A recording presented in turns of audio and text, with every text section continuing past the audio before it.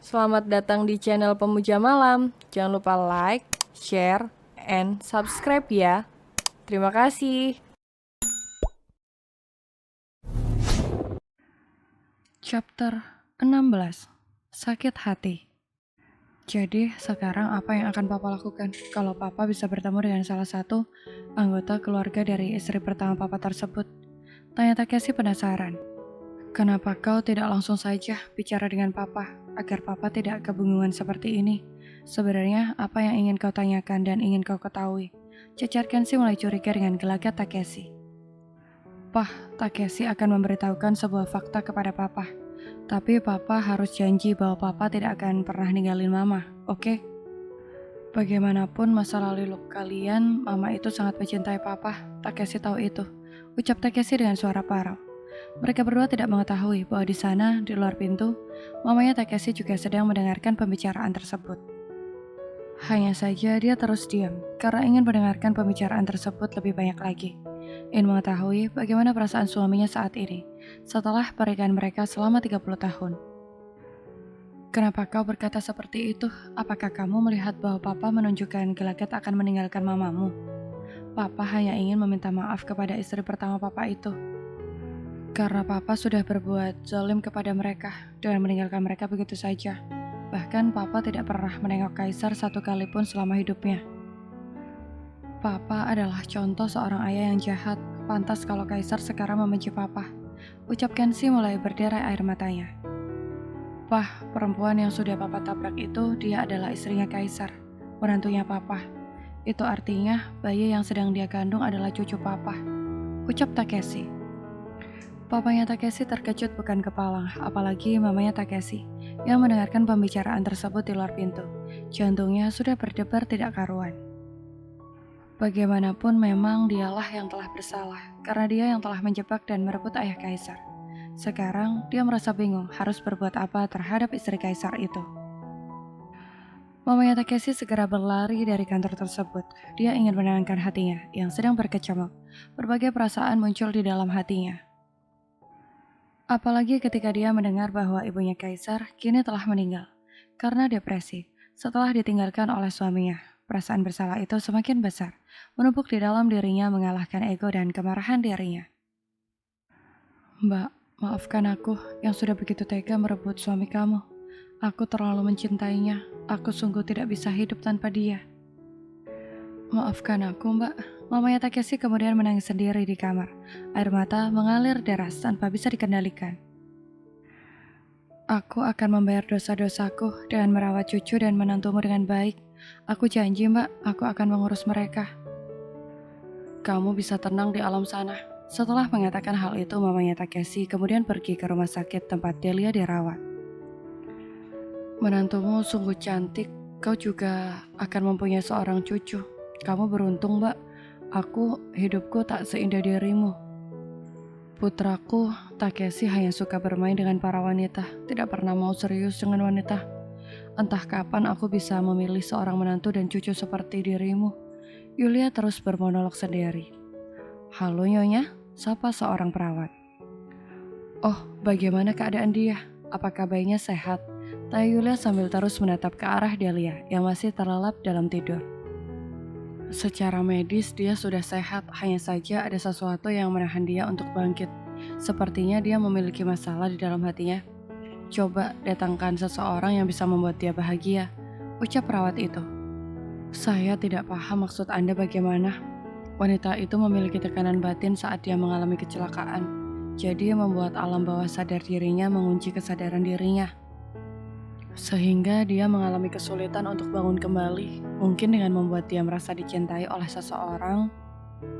Kesedihan yang dia rasakan sebelumnya akan menghilang, sehingga dia bisa menjalani kehidupan yang normal. Tiba-tiba seorang dokter sudah bergabung dengan mereka. Seorang yang bisa memberikan dia cinta, suaminya maksud Anda? Tanya mamanya Takeshi. Bisa jadi juga dengan mengenalkan dia dengan seseorang bahwa masih ada cinta lain di atas dunia ini, sehingga semangat hidupnya kembali lagi. Ucap sang dokter, mamanya Takeshi mengerti yang dimaksud. Baiklah dokter, kami pasti bisa membawa seseorang untuk membuat dia bisa kembali merasakan apa itu cinta. Setelah mengatakan hal itu, Yulia berpamitan dan kembali ke kediaman Yamada. Siapa ya kira-kira pria yang bisa membuat dia jatuh cinta?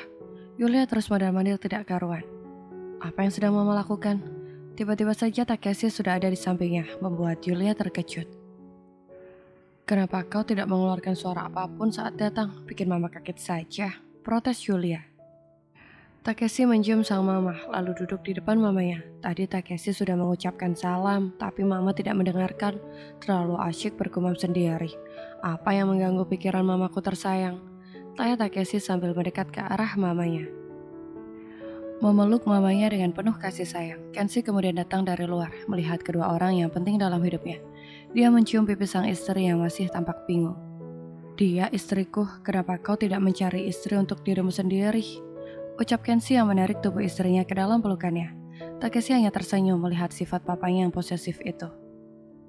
Cemburu sama anak sendiri, papa sungguh konyol.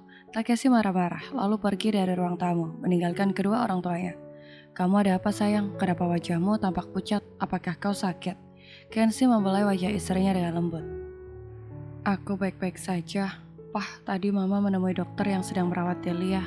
Dokter bilang akan lebih bagus kalau Delia dirawat di antara orang-orang yang mencintai dia. Apa tidak sebaiknya kita kembalikan saja dia ke keluarga dia? Tanya Yulia berhati-hati. Papa akan mengembalikan setelah kondisinya sudah lebih baik. Papa tidak mau kalau nanti tersandung kasus gara-gara kita mengembalikan dia dalam keadaan seperti itu. Kenshi lalu pergi ke kamar mandi yang diikuti oleh istrinya. Ya sudah, Papa mandi dulu saja, kita bahas nanti lagi. Tapi Kenshi malah menarik Yulia ke dalam pelukannya. Apakah Mama tidak ingin mandi? Tanya Kenshi dengan tatapan berkabut. Yulia menepis tangan suaminya, lalu keluar dari kamar mandi. Kalau mandi dengan Papa, akan panjang ceritanya. Kita jadinya tidak akan makan malam. Kenshi tertawa terbahak-bahak demi mendengar ucapan istrinya.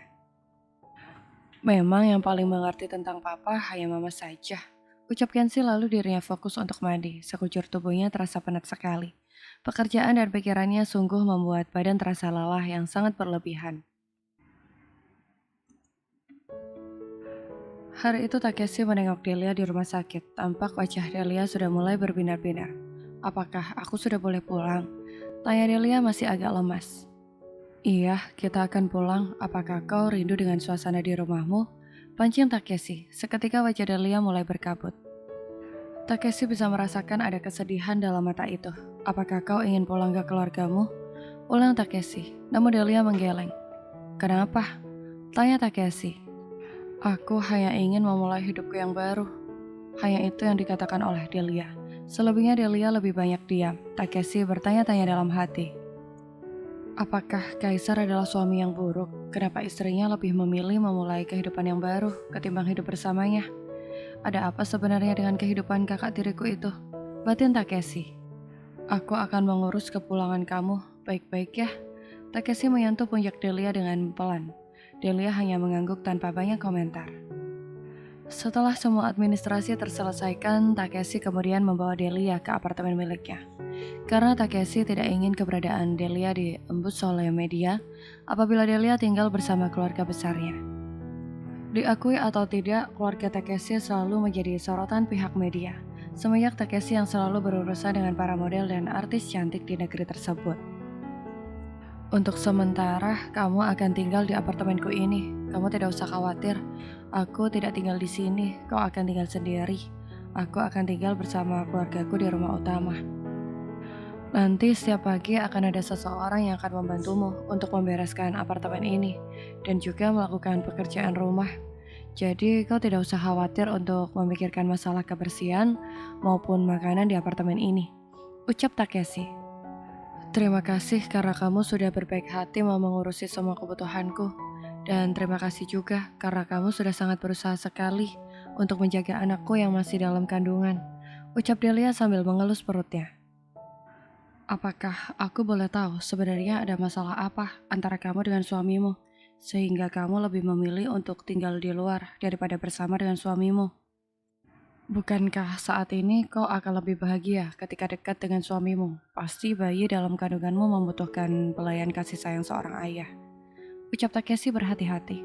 Bagaimanapun juga hal itu adalah hal yang sangat sensitif bagi seorang wanita. Malam itu aku baru tahu bahwa ternyata hubungan suamiku dengan mantan kekasihnya tidaklah sesederhana itu.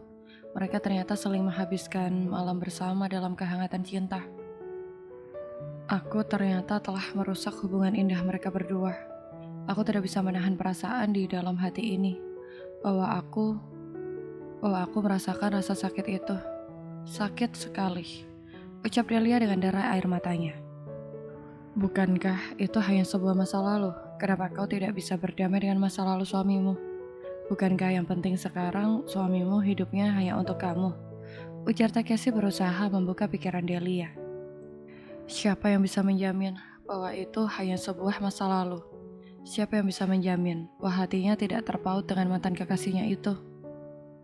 Mereka berhubungan selama lebih dari 10 tahun. Apakah tidak ada kemungkinan kalau ternyata suamiku masih memikirkan kekasihnya itu?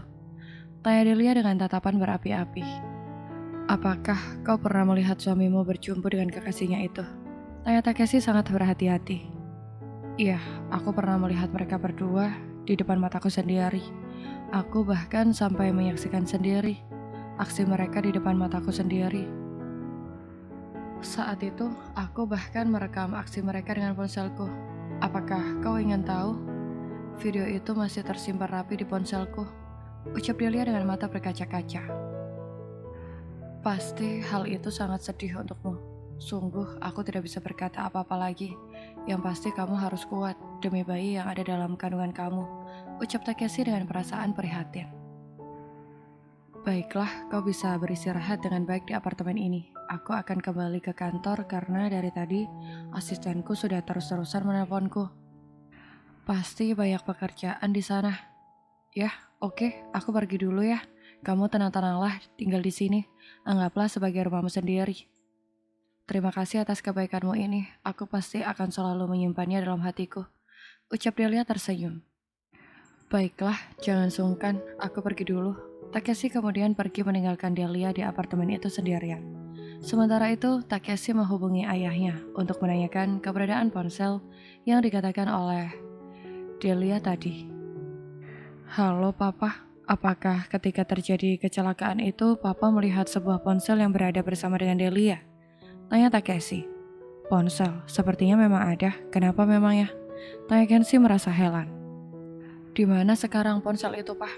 Karena Delia menanyakan ponsel itu. Katanya dia ingin menghubungi keluarganya di Indonesia agar tidak merasa khawatir dengan keberadaannya saat ini. Dusta Takeshi. Hal yang sebenarnya adalah Takeshi ingin melihat video yang dimaksud oleh Delia. Takeshi berpikir mungkin bisa menggunakan video tersebut untuk mengancam sang kakak agar tidak selalu mencari masalah dengan perusahaan ibunya. Sepertinya ada di ruang kerja Papa. Nanti kalau kita sudah di rumah, Papa akan berikan kepadamu. Kau sekarang ada di mana? Tanya papanya. Takeshi sekarang di kantor, Pak. Baiklah, selamat bekerja. Nanti kita bertemu di rumah. Setelah itu Takeshi menutup panggilan tersebut. Saat Takeshi membuka laptopnya, iseng-iseng dia mencari berita tentang kakaknya di internet. Betapa terkejutnya Takeshi ketika mendapati kenyataan bahwa saat ini kakaknya sedang terbaring di rumah sakit. Oh, rupanya dia sedang sakit. Apakah sakitnya Kaisar ada hubungannya dengan menghilangnya Delia? Apakah kakakku ini memang mencintai istrinya sedemikian besar sehingga kepergian Delia mempengaruhi kesehatan tubuhnya? Banyak pertanyaan yang berkecamuk dalam diri Takeshi tentang kakak tirinya. Aku merasa penasaran siapa mantan kekasih yang dimaksud oleh Delia itu ya? Apakah mungkin mantan kekasihnya itu juga ada di dalam berita? Sebaiknya aku mencari tahu tentang hal itu. Kemudian Takeshi browsing mencari tahu tentang mantan kekasih Kaisar yang ternyata bejibun di dunia internet. Berbagai berita dan gambar tersaji di sana, sontak membuat Takeshi terbelalak setelah mengetahui ternyata mantan kekasih Kaisar itu adalah Sofia, wanita yang beberapa saat yang lalu telah menarik perhatiannya. Ya Tuhan, ternyata mantan kekasih Kaisar adalah Sofia. Sontak Takeshi langsung pergi ke kantor ayahnya, merasa penasaran dengan video yang dimaksud oleh Delia. Aku harus membuktikan dengan mata kepalaku sendiri bahwa mantan kekasih Kaisar itu benar-benar adalah Sofia, wanita yang aku cintai. Takeshi melajukan kendaraannya merasa tidak sabar menunggu kepulangan ayahnya. Takeshi akan mencari sendiri keberadaan ponsel itu di ruang kerja ayahnya. Aku harus segera menemukan ponsel itu sebelum papa sempat membuka galeri ponsel tersebut. Takeshi semakin melajukan kendaraannya, berburu dengan waktu. Bersambung.